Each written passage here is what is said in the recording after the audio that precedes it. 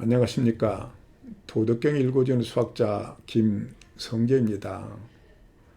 본 16장은 노자 철학의 근간이 되는 곳입니다. 여러분들이 만물을 살펴보면 나고 자라고 번성하고 늙고 쇠해서 다시 제자리로 돌아갑니다. 이렇게 만물이 순환할 수 있는 까닭은 만물이 본성을 갖고 있기 때문에 그렇습니다. 본성은 비어있고 고요합니다. 비어있기 때문에 작용이 생기죠. 저 앞 11장에서도 유는 이로움을 내고 무는 작용을 낳는다라고 했죠. 그래서 유의 이로움이 무의 작용에 기인하는 것이다 라는 그런 말씀을 드린 적이 있습니다. 이처럼 비어있기 때문에 작용을 내요. 또 고요하기 때문에 순환이 가능해지는 것입니다. 고요하지 않고 왔다 갔다 한다면 이 순환이 출발한 것이 제자리로 돌아오지를 못할 거 아니에요. 그래서 수원의 고리가 부서지게 되는 것입니다. 그래서 노자는 만물에는 본성이 있고 그 본성은 비어있고 고요하다라는 그런 철학적 배경을 갖게 된 것입니다. 이거는 현대 과학에서도 거의 유사해요. 현대 과학 기술의 개발은 물질의 특성, 물성을 이용하는 것들이에요. 우리 자연 상태에서 그 물질이 고차가 됐든 액차가 됐든 전기 같은 에너지가 됐든 어떤 특정한 성질을 가져요. 이 성질을 이용해서 기술 개발을 하는 것입니다. 이 성질은 고요해요. 대부분의 상황에서 같은 결과를 냅니다. 이 지구의 자연 환경에서 같은 성질을 내기 때문에 여러분들이 사용하고 있는 전자기기, 예를 들어서 그것이 여러분의 명령에 그대로 원하는 대답을 내주고 있는 것입니다. 그런 물질의 특성, 본성이 없었다면 여러분은 그런 것을 즐길 수가 없어요. 노자는 이처럼 이제 물질의 본성을 비어있고 고요하다고 했어요. 이런 것을 본연이라고 해요. 그러니까 이 상자로 그걸 표현을 하죠. 그런 상태죠. 그걸 아는 것을 깨달음이라고 했습니다. 이 깨달음이라고 할 정도가 되는 이유는 이렇게 만물은 비어있고 고요한 본성을 가지고 있는데 만약에 경거망동을 해서 그것을 방해를 한다면 이 질서가 깨질 거거든요. 그래서 이 깨달음은 무엇을 뜻하느냐? 그것을 알고 그 본성을 일단 방해하지 않는 거예요. 사실은 덕을 통해서 이제 북돋아 줘야 되는 것인데 1차적인 목적은 방해하지 않는 거예요. 그것이 무의입니다. 그래서 이 본 심장은 더 정확히 말씀드려서 무의의 철학적 근거가 됩니다. 원문을 볼까요? 치어극 수종도 만물 병작 오이 관복 비어있음이 지극함이 이루고 고요함을 돈독하게 지키며 만물은 함께 짓고 어우러지고 그럴 때 나는 되돌아가는 것을 본다.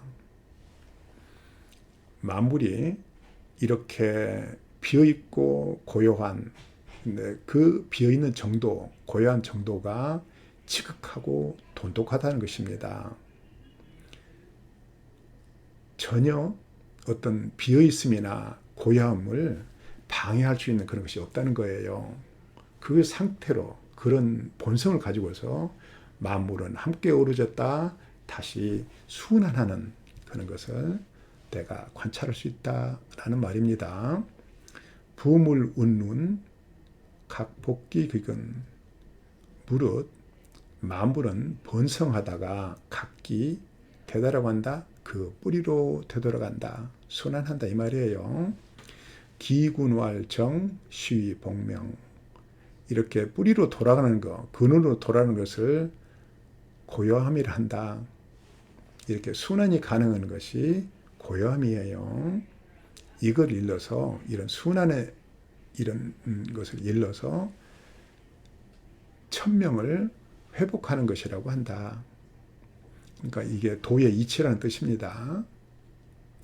이 도의 이치, 자연의 이치를 복명할 상, 지상활명 이런 이치를 상이라 한다. 상을 아는 것을 깨달음이라고 한다. 결론적으로 이 만물이 자연 그대로 비어있고 고요하다는 것을 그 자체가 상이고 그 상을 아는 것이 바로 깨달음이다. 이 깨달음을 통해서 깨달음을 가졌다면 그래서 무의를 실천하게 된다라는 뜻이에요. 부지상 망작흉 본연을 알지 못하면 망연되게 재앙을 짓게 된다. 지상용 용내공 공내왕 왕내천 천내도 도내구 본연을 알면 포용하게 되고 포용하게 되면은 이내 공평하게 되고 공평하게 되면은 왕이 되고 왕이 되면은 이내 하늘이 되고 하늘이 되면 이내 도가 되고 도가 되면 이내 영구하게 된다. 그래서 이 도를 터득하고 도를 통해서 그 몸을 보존하고 영구하게 될 수 있는 것은 출발점이 이 상을 아는 거예요. 이 깨달음부터 출발하는 것입니다. 이걸 알게 되면은 만물을 포용하게 되고 왜 본성을 방해하지 말아야 되기 때문에 그렇게 되면은 결론적으로 그 다음 단계는 공평함이 오게 되고 그러면 왕이 되고 왕이 된다는 것은 이게 다스림을 할 수 있는 자격이 된다는 거예요. 그러고 나서 더 발전하게 되면은 바로 하늘이 되고 성인 같은 경우가 되겠죠. 그러면 그것이 바로 도를 터득하는 길이 되고 그러고 나면 영구하게 된다라는 말입니다. 몰신불태 몸이 닿아도록 위태롭지 않다라는 거예요. 그래서 이 부분은 본연을 알라라는 것인데 본연은 자연 그대로의 비어있음과 고요함이에요. 본성은 비어있고 고요합니다. 이런 것을 알므로서 이제 여러 가지 이제 일들이 생기는데 결론적으로 마지막에서는 오래가는 거예요. 그래서 노자 철학은 오래가는 것을 추구하는 정치 철학이라고 할 수가 있습니다. 몸이 닿아도록 위태롭지 않는 그러한 정치죠. 노자는 왜 오래가는 것을 추구했을까요?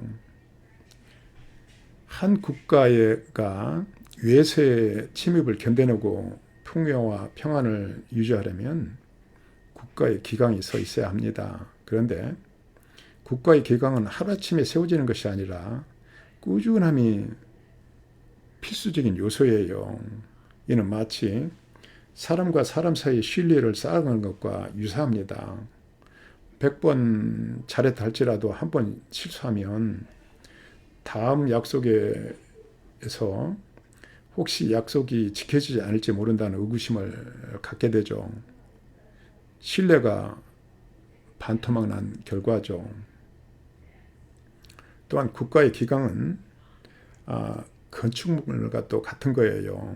예를 들어서 100층의 건물에서 한 층을 못 쓰게 되면 이 건물이 전체적으로 못 쓰게 되는 거예요. 그 값이 100분의 1만큼 줄어드는 그런 일은 없어요. 반토막보다 훨씬 더 낮은 가격이 될 것입니다. 설령 그 고장난 층을 고쳐도 그 건축물은 제대로 된 모습을 갖출 수 없고 물론 그 건축물의 값도 제자리로 돌아오지 않을 것입니다. 이 건축물에서처럼 국가는 뿌리를 흔드는 실수를 허용하지 않습니다. 기강은 꾸준함을 통해 이루어지기 때문에 그렇습니다. 그래서 노자는 오래가고 자연스러운 것을 다스림의 핵심으로 삼은 것입니다. 이 오렐 구자요, 요 구자는요, 억지로 참고 견디며 오래가는 것이 아닙니다. 자연의 무의한 영구함을 대변하는 글자입니다. 국가의 기강은 지도자가 이끌고 국민들이 믿고 따를 때 쌓여지는 신뢰이자 건축물과 같은 것입니다. 현대사회에서 지도자들은 잠시 오가는 사람들이에요. 실제 기강을 쌓는 주체는 국민들입니다. 따라서 국가의 기강은 국민들이 세운 시간의 건축물이라고 해야 할까요? 그런데 요새 보면 한국의 여러 가지 실정이 참 걱정스럽습니다. 애당초 자격이 없는 사람을 이제 지도자로 앉혀놓은 그런 대가인데요. 대가를 적당히 지불해야 되겠죠. 그리고 나중에는 정신을 좀 차리고 이제 국민들도 좀 깨어있는 사람들이 되어야 할 거라고 생각을 합니다. 시조 한 수로 마감하죠. 제가 정육을에 대해서 여러 가지 시를 썼습니다. 이게 5번째예요. 세상을 잊지 못해 산자락에 귀 열었네. 온갖 벌레 전하는 무슨 소식이 있어. 어둠 속 똑똑 물방울은 가슴에 돌이 되는가. 감사합니다.